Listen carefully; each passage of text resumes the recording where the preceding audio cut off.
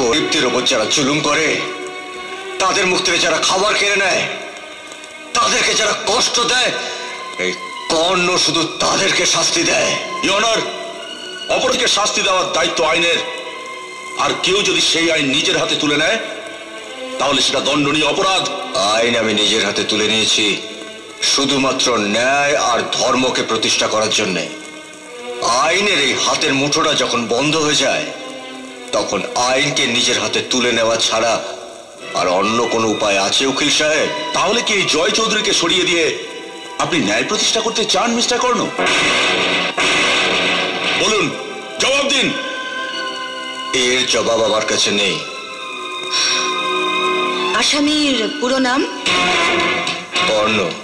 আসামির বাবা মা? আমার বাবার নাম অন্যায়, মার নাম অত্যাচার। এই অন্যায় অত্যাচারের মাঝেই হচ্ছে আমার জন্ম।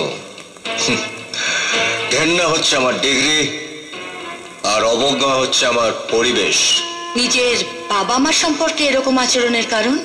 কারণ কর্ণ আমার সন্তান এই দাবি নিয়ে আজ পর্যন্ত আমার বাবা আমার সামনে এসে দাঁড়ায়নি। আর আমার মা আজ পর্যন্ত